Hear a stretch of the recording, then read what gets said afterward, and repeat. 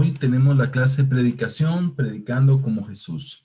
El propósito de este tiempo es poder aprender sobre la palabra de Dios y este tema tan prioritario como lo es la predicación. Y estamos en este curso de predicación y esta es la clase número 2 que nos va a ayudar mucho a comprender y entender la importancia de este tema de la predicación. Así que vamos a ir a la palabra de Dios. Dice 2 de Timoteo 4, del 1 al 2. Te doy este solemne encargo. Predica la palabra. Persiste en hacerlo, sea o no sea oportuno. Corrige, reprende y anima con mucha paciencia, sin dejar de enseñar.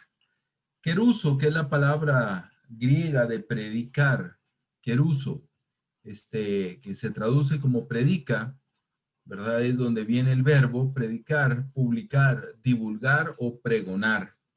Públicamente y con convicción. La palabra queruso es una palabra que habla de que debe de ser algo con convicción, con determinación, ¿verdad? Y aquí habla de hacer ese anuncio, esa divulgación a través de la voz, obviamente, y lo que se debe de predicar y lo que se debe de realizar el queruso es con la palabra de Dios. Así que esta palabra queruso es muy importante para nosotros. También la palabra nos enseña a persistir. A persistir, la predicación lleva corrección, la predicación lleva reprensión, lleva ánimo, y dice la Escritura, sin dejar de enseñar. La predicación es enseñar algo nuevo, algo que debemos de realizar y dar. Doctrina, teología. Tiene un punto importante de la enseñanza, dar joyas, dar enseñanza. Así que la exhortación de Pablo a Timoteo es la misma exhortación que todo hombre y mujer de Dios que desea trasladar la enseñanza bíblica, desea trasladar la palabra de Dios, desea trasladar la enseñanza de Dios a otros. Esta es la palabra que necesitamos trasladar. Vamos a seguir leyendo en Apocalipsis 22, del 18 al 19. A todo el que escuche las palabras del mensaje profético de este libro, les advierto esto. Si alguno le añade algo, Dios le añadirá a él las plagas descritas en este libro. Y si alguno quita palabras de este libro de profecía, Dios le quitará su parte del árbol de la vida y de la ciudad santa, descritos en este libro. Creo que podemos ver con mucha claridad y mucha radicalidad aquí en el libro de Apocalipsis la importancia del mensaje fiel, ¿verdad? La importancia de trasladar un mensaje fiel, en este caso a una audiencia que es la iglesia, que es el pueblo de Dios. Dice, advierto esto, hay una advertencia. La advertencia es a predicar. Y aquí hay dos verbos, quitar o añadir. Mira qué fuerte esto. Una verdad no solo para Apocalipsis, sino para toda la Biblia. Quitar o añadir. Un error que puede hoy en día hasta ser común cuando hay una exhortación tan fuerte en Apocalipsis, pero ¿cuántas veces lo hemos hecho? ¿Cuántas veces hemos hecho esto? De quitar o de añadir. Al no tomar en serio la Biblia y predicar con ligereza. Aquí vemos algunas escrituras, como Deuteronomio 4:2, que dice, no añadan ni quiten palabra alguna a esto que yo les ordeno. Aquí Dios mismo está dando el mismo mensaje que miles de años después se está dando en Apocalipsis. El de venir y no añadir. Luego aquí en Apocalipsis 12, versículo 32, dice, cuídate de poner en práctica todo lo que te ordeno sin añadir ni quitar nada. De nuevo, la misma exhortación a la ley, la misma exhortación a la palabra de Dios, de no añadir, de no quitar nada, de mantener el mensaje intacto, el mensaje puro, el mensaje recto. Y esta es tarea del predicador, poder mostrar un mensaje en el cual no le estamos añadiendo, no estamos dando un mensaje del que no es. Si el libro de Apocalipsis nos enseña de que hay un castigo tan severo, hay una maldición para quien haga eso, debemos de tomarlo en serio, no debemos de verlo a la ligera. En Proverbios 30, versículo 6 dice, no añadas nada a sus palabras, no sea que te reprenda y te exponga como un mentiroso. Pero el versículo 5 dice, toda palabra de Dios es digna de crédito. Dios protege a los que buscan refugio. En Él buscan refugio. Vemos de nuevo que no podemos añadir ninguna palabra que Dios no ha dicho. No podemos añadir nada. Entonces, esto nos enseña, hermanos, el trabajo de predicación es un trabajo serio. Es un trabajo que se debe realizar con temblor, que debe de realizarse con temor, porque se está expresando verdades eternas que deben de mantenerse de una manera pura, íntegra y recta. Luego vemos Jeremías 26:2 dice, así dice el Señor, párate en el atrio de la casa del Señor y di todas las palabras que yo te ordene a todas las ciudades de Judá que vienen a adorar a la casa del Señor. No omitas ni una sola palabra. Entonces, ¿qué vemos en la Biblia? Vemos la importancia de mantener el mensaje puro, la importancia de predicar la palabra de Dios. Por eso el trabajo de exégesis, el trabajo de la preparación del sermón es muy importante, muy importante. Y hoy vamos a ver algunos asuntos que abren nuestra mente a la importancia de esa preparación. Hay dos caminos en cuanto a esto. El primer camino es ir de la Biblia al bosquejo. Y ese es un camino correcto. La predicación que nace de la palabra de Dios. La predicación que nace de la Biblia. Ese es el camino correcto. Pero el camino incorrecto es el que nace del bosquejo a la Biblia. Primero se arma el bosquejo, primero se dicen, se tienen los puntos y luego se buscan escrituras solo para respaldar lo que quiero decir. Ese es un camino incorrecto. Esa es una práctica incorrecta de predicación en la cual yo tengo que no hacer, tengo que tener esa fidelidad en mi corazón a mi Dios y no hacerlo. Entonces estamos en este curso de predicación para poder tomar en serio esta labor y este trabajo. John MacArthur dice, el juez perfecto juzgará perfectamente la calidad, la precisión, el celo y el esfuerzo del predicador. Aunque cuando predicamos, nosotros somos juzgados por la audiencia, por los hermanos, por las personas que nos escuchan. Ellos hacen un juicio, pero ese juicio, aunque es importante, no es al que debemos de temer. Al juicio que debemos de temer es el juicio del Señor. El juez perfecto juzgará perfectamente la calidad del trabajo, si se hizo con esfuerzo, si se hizo con determinación, si se hizo con responsabilidad. También él juzgará la precisión, si el mensaje es preciso, si el mensaje se hizo un corte, ¿verdad? Esta es la idea, un corte preciso. El celo, si se tuvo celo hacia la palabra de Dios y no se omitió nada. Y también el esfuerzo del predicador. No el esfuerzo al predicarlo, no, nada más, sino el esfuerzo al realizar el bosquejo. John MacArthur es un buen predicador, cosas estamos de acuerdo con él, cosas no, ¿verdad? Pero es un buen predicador, es un hombre que ha predicado la palabra de Dios por más de 50 años y él cada sermón le invierte 23, de 20 a 23 horas de trabajo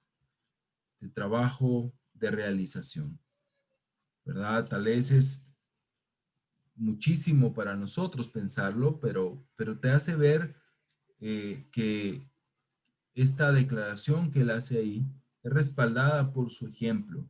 Entonces nosotros no nos vamos a tardar 23 horas en preparar un sermón, pero tampoco vamos a prepararlo en media hora, en una hora. Necesitamos dedicar tiempo al trabajo de predicación y a la preparación del sermón.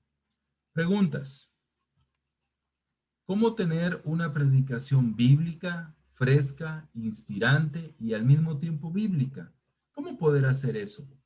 ¿Cómo poder tener esa predicación que es animante, inspirante, pero también es bíblica? Hay mensajes muy animantes en la internet, muy motivantes, ¿verdad? Muy motivadores, pero no son bíblicos.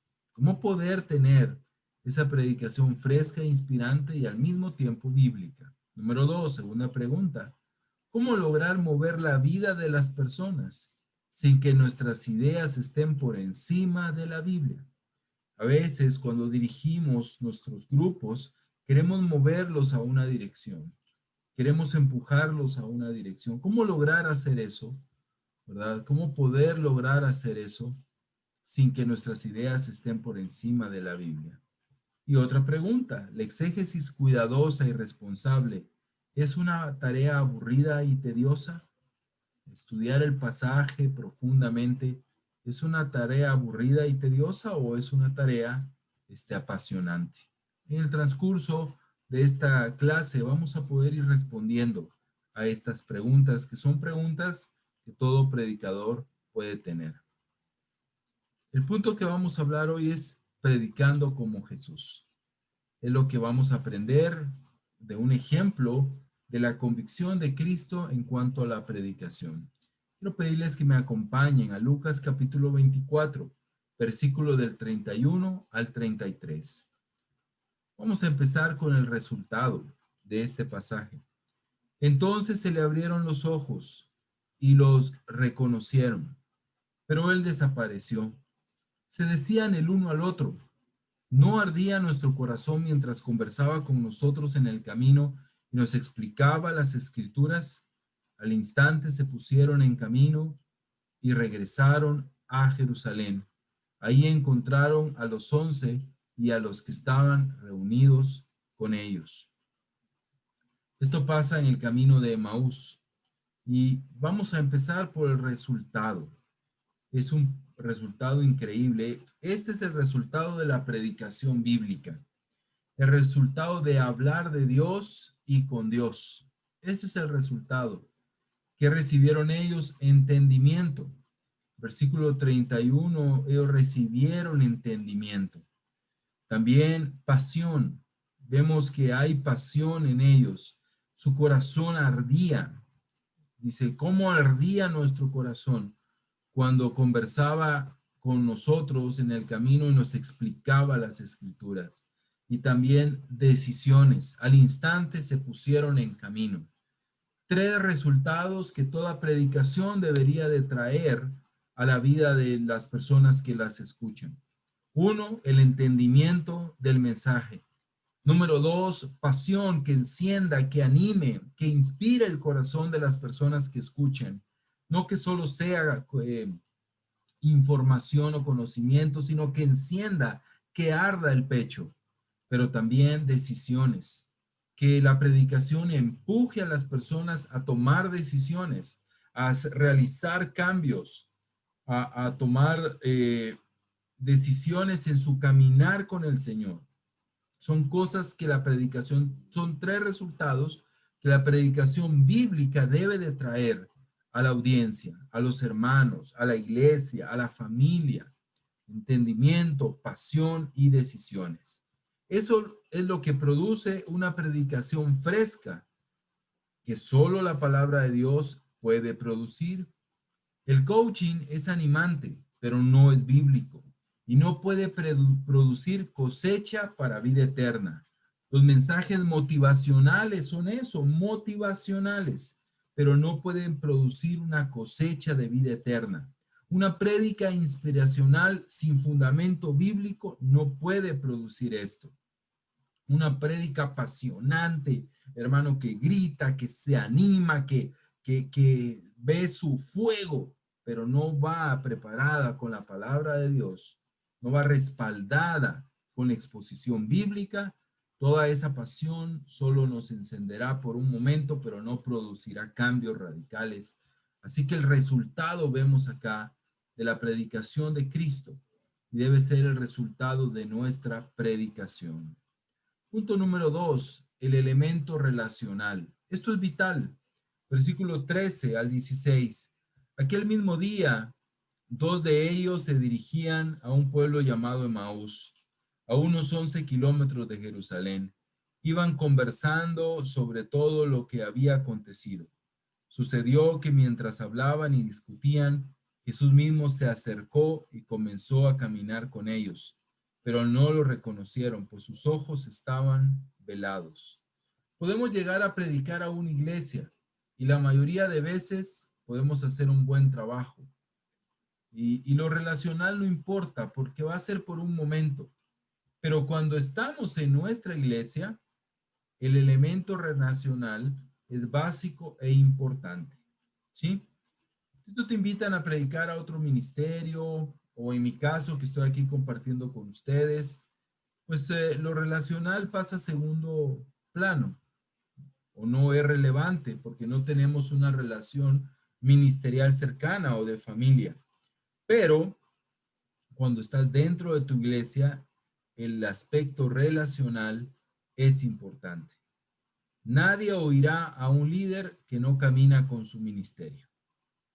Nadie escuchará a un líder que no es cercano. Mira, Jesús mismo se acercó y comenzó a caminar con ellos. Ese elemento relacional le da un plus a la predicación, un plus a la predicación bíblica. Por muy buena clase que sea, hay algo en los oídos de los hermanos que estorba, y es cuando no hay amor, cuando no hay una preocupación real, constante por las ovejas, no hay algo que estorba la predicación por muy buena que sea. Antes de predicadores debemos de ser amigos, debemos de ser compañeros, debemos de caminar junto a nuestro ministerio, estar a ese nivel, al nivel de ellos. Nada da más valor que conocer al predicador y caminar con él. Saber esa persona que está predicando, esa persona que está exponiendo la palabra, esa persona me ama, esa persona me quiere, esa persona se preocupa por mí. Yo conozco a esa persona y eso da un plus verdadero y radical y sobre todo bíblico a la predicación. Versículo 17 al 21. ¿Qué vienen discutiendo por el camino?, les preguntó. Se detuvieron cabizbajos y uno de ellos, llamado Cleofas, le dijo: ¿Eres tú el único peregrino en Jerusalén que no se ha enterado de lo que ha pasado recientemente? ¿Qué es lo que ha pasado?, les preguntó. Lo de Jesús de Nazaret. Era un profeta poderoso en obras y en palabras, delante de Dios y de todo el pueblo. Los jefes de los sacerdotes y nuestros gobernantes lo entregaron para ser condenado a muerte y lo crucificaron. Pero nosotros abrigábamos la esperanza de que era él quien redimiría a Israel. Es más, ya hace 3 días que sucedió todo esto. Cleofas, ¿verdad? Aquí un dato interesante.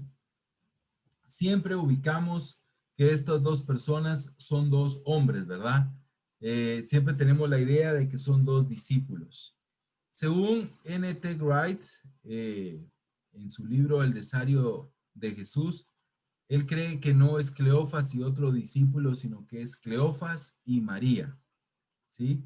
Que contrario a lo que muchas veces pensamos, por los rasgos de que no se menciona el nombre de la mujer, que más adelante le piden que se quede con ellos, es muy probable que sea un hombre y una mujer, un matrimonio el que va ahí. Y bueno, no solo lo que dicen los teólogos, sino un hermano me dijo, pues ahí está bien claro, Paulo, porque dice que venían discutiendo por el camino, dice. ¿verdad? Uno aquí se mata haciendo exégesis y el hermano lo ve en el texto, dice, están discutiendo, es muy probable que sea un matrimonio, ¿no? Pero bueno, al final va Cleofas y muy probable María, porque María es mencionada en Juan 19:25, María la esposa de Cleofas. Ellos juntos caminando y encuentran a Jesús. Jesús pregunta, ¿qué es lo que ha pasado? Él ve que ellos están tristes, que ellos están cabizbajos, que ellos están sin esperanza. Y esto es lo que llaman la misión encarnacional. Jesús profundizó. Jesús pudo haberse mostrado y decir, aquí estoy, ¿por qué están tristes? Y pudo revelarse ante ellos, pero él profundizó en su corazón. Él llegó al corazón con preguntas. Ellos perdieron la ignorancia. Ellos perdieron la ignorancia en su corazón. Pero ¿de dónde venía esa pérdida de esperanza? Hermano, en su ignorancia en las escrituras. Y cómo por siglos habían leído el relato del Mesías. Ellos los tenía desalentados. Ellos habían interpretado incorrectamente las escrituras. A Jesús ya no era el Mesías. Ve ahí el versículo 19, él ya ahora era un profeta. Ellos habían perdido su fe en ellos. El método era muy simple: santidad, celo por Dios y la ley y la rebelión militar para ellos. Eso era todo. Era un método simple. Ese celo por Dios y por la ley, iba a venir un libertador, una rebelión, y el Mesías estaría al frente. Como Jesús no hizo eso, pues bueno, se perdió la esperanza, se perdió la fe. Y es lo que vemos en los versículos 23 al 24, que ellos perdieron la fe en el Señor. El elemento relacional cada día que pasamos en nuestras iglesias cobra más valor. Muchos de ustedes tienen años en su iglesia y van a ser escuchados siempre y cuando tengan ese elemento relacional bien trabajado y sólido en su iglesia. Lo relacional pasa a ocupar un puesto muy importante para nuestra tarea de predicación, este elemento relacional. La iglesia quiere escuchar a alguien que le ama. La iglesia quiere escuchar a alguien que encarna el amor que predica. Lo relacional cataliza o hunde nuestra predicación. Y este es un elemento que quería tocar en esta clase, que es muy importante para nuestras iglesias, porque no somos predicadores itinerantes, no somos personas que andamos de pueblo en pueblo y que nos ven una semana, 2 semanas y no nos vuelven a ver. Ahí lo relacional no importa. En nuestro caso, vivimos, convivimos, crecemos con nuestra iglesia, con nuestros hermanos, tener relaciones sanas, tener relaciones resueltas, tener amistades profundas, ser pastores de nuestras congregaciones, permitirá que nuestra predicación se catalice. Pero si yo estoy peleando, si yo no soy una persona que apoya los planes de la iglesia, si yo no participo, si yo no trabajo, si yo no me esfuerzo, si yo no amo a mis hermanos, si yo no voy al hospital a verlos, si yo no estoy visitándolos en su casa, si yo no estoy teniendo una cercanía en sus tiempos difíciles, pues yo podría dar la prédica más hermosa sobre el amor, pero nadie me va a creer y nadie me va a seguir. Aunque diga la verdad, el aspecto relacional abre o cierra los oídos de la iglesia. ¿Qué pasó después? Él retó sus vidas. ¿Qué torpes son ustedes?, les dijo, y qué tardos de corazón para creer todo lo que han dicho los profetas. ¿Acaso no tenía que sufrir el Cristo estas cosas antes de entrar en su gloria? La predicación bíblica no es algo académico. Debe haber sentimiento, emociones incluidas. Un líder que camina con la iglesia, un líder que conoce y profundiza en el corazón de su gente, puede retar lo que quiera, puede desafiar los corazones, porque es alguien que se ha ganado el derecho de ser escuchado. Él retó y él desafió a estos hombres, a este hombre y a esta mujer, a estos discípulos. El reto y el desafío deben de estar en nuestra predicación. Los llamó torpes, tontos, insensatos, tardos de corazón. Así los llamó. El reto es una parte importante de la predicación, pero una parte, no toda la clase. No podemos tener una prédica estructurada en reto y desafío toda la prédica. Vamos a ver más adelante qué es lo que pasa. Este reto que Jesús les da en el 25 es para abrir sus oídos. Los sacudió, pudo haberlos tal vez hasta incomodado en el momento. Tal vez fue una buena introducción de su prédica. Llamó su atención a través de decirles torpes, pero luego viene la enseñanza. Ya que captó su atención a través de una introducción poderosa, luego viene y expresa el mensaje. Entonces comenzó por Moisés y por todos los profetas. Les explicó lo que se refiere a él en todas las escrituras. Hermano, Jesús pudo evitar el problema o evitar la tarea de venir y lanzar una prédica, un sermón, una enseñanza, que lamentablemente no la tenemos. Sería tan maravilloso si hubiésemos tenido esa prédica, ¿no? Tal vez se la podemos pedir el día que lleguemos al cielo. Señor, muéstranos lo que le enseñaste a los discípulos de Maús. Muéstranos cómo les predicaste.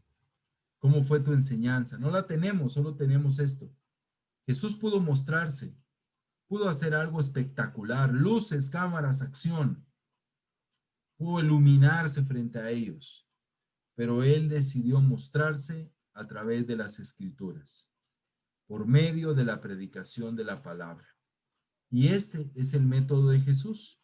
Y el método de Jesús de predicación y de mostrarse y de revelarse. Y ese método continúa hasta nuestros días.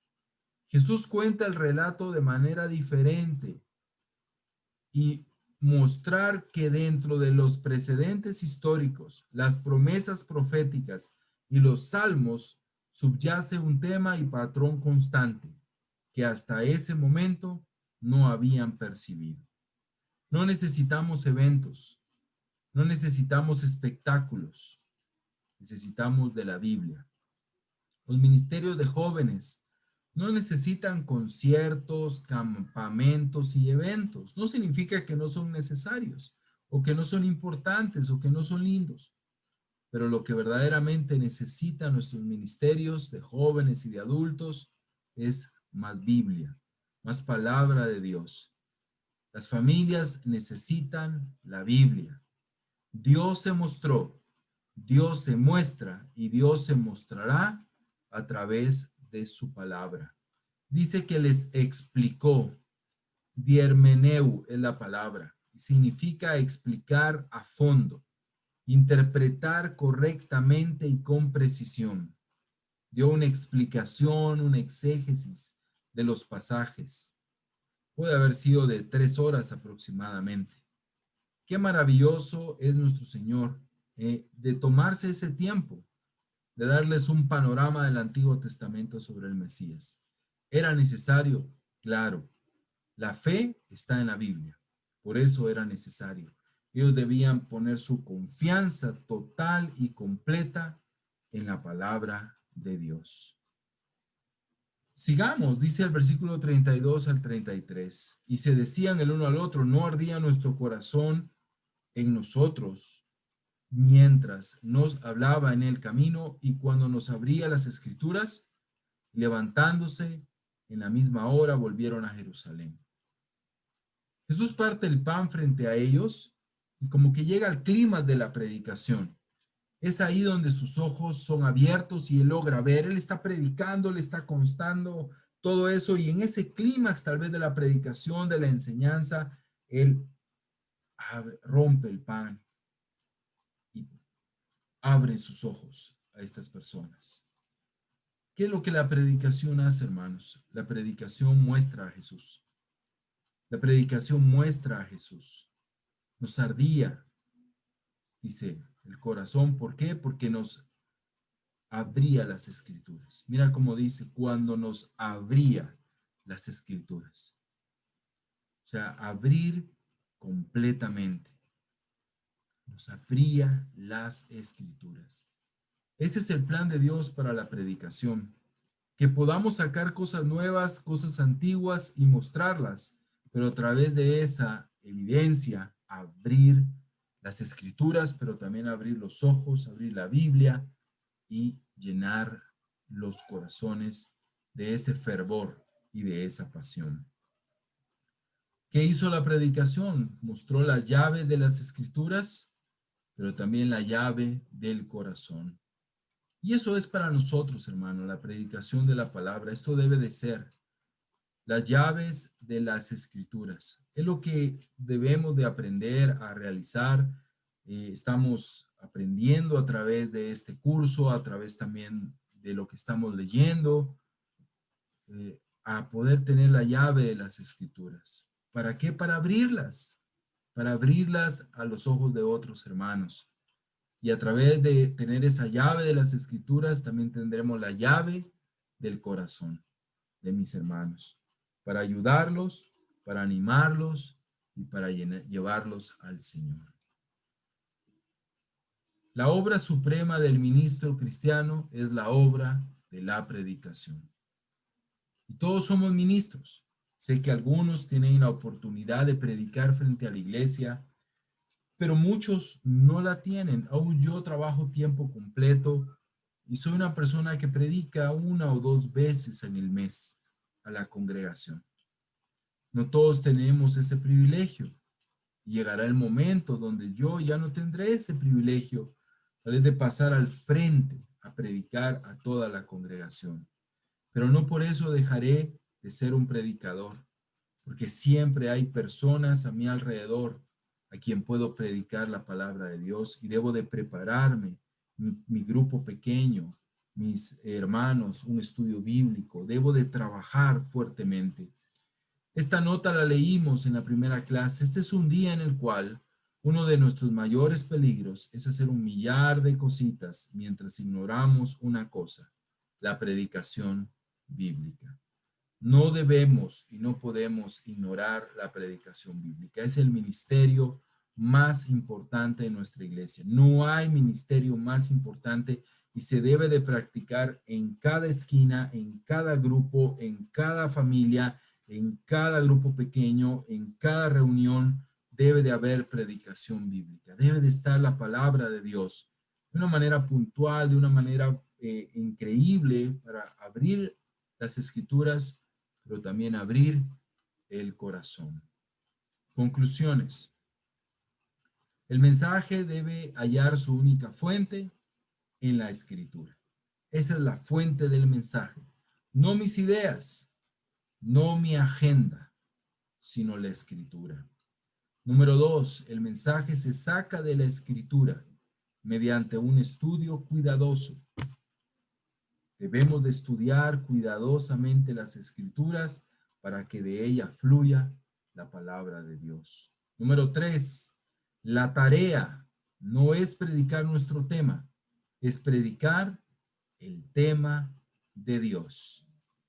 ¿Y qué va a pasar? Esto va a producir entendimiento, pasión y decisión. ¿Qué es lo que al final queremos? Predicar como Jesús predicó. ¿Sabes, hermano? Predicar como Jesús predicó. Necesitamos hacerlo y necesitamos cada día más utilizar estos medios para poder dar un mensaje. Siempre habrá alguien, aunque sea uno, que escuche una predicación bíblica, porque Dios desea que eso sea lo que se escuche. Ánimo, hermanos, que Dios les bendiga y que nos permita y que nos dé la fuerza, el corazón y la determinación para predicar su palabra. Que Dios les bendiga.